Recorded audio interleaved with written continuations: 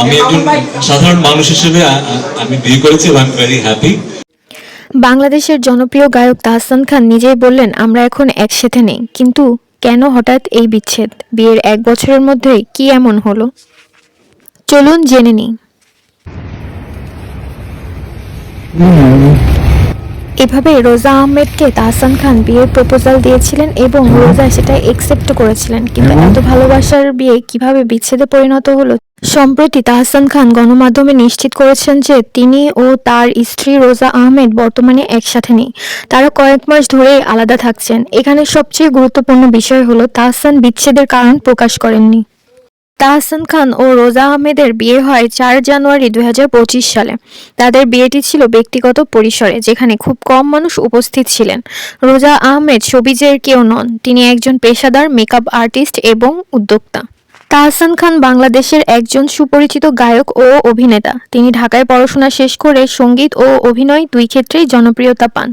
অন্যদিকে রোজা আহমেদ পড়াশোনা করেছেন যুক্তরাষ্ট্রে।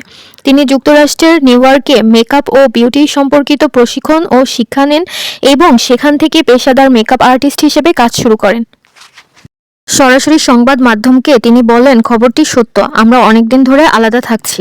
তাহসান আরও বলেছেন যে তারা জুলাই 2025 থেকে আলাদা বসবাস করছেন এবং তিনি বিস্তারিত তথ্য এখনই প্রকাশ করতে চান না। যখন সঠিক সময় হবে তখন বিস্তারিত জানাবেন।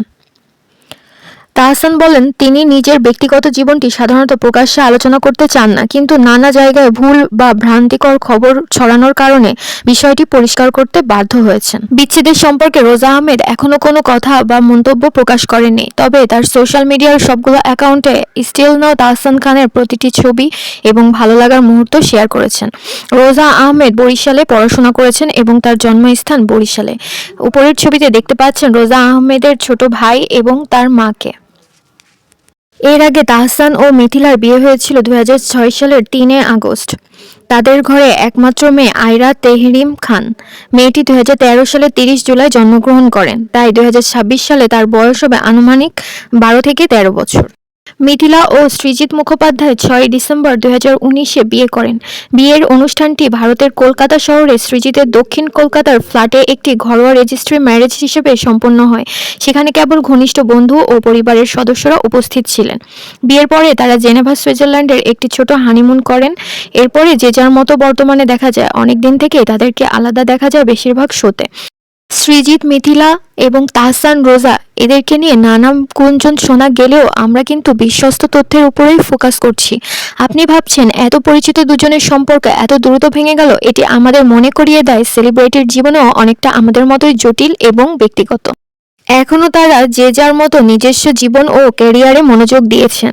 তাহসান নতুন গান ও প্রজেক্ট নিয়ে ব্যস্ত, আর রোজা পেশাগতভাবে মেকআপ আর্ট ও উদ্যোক্তার কাজে নিজেকে নিয়োজিত রেখেছেন। অপরদিকে সৃজিত তার পরিচালনা কার্যক্রম চালিয়ে রেখেছেন, আর মিথিলা শিশুদেরকে নিয়ে নানা রকম মোটিভেশনাল স্পিচ দিচ্ছেন। তো সব মিলিয়ে তারা যে যার লাইফে ভালোই আছেন।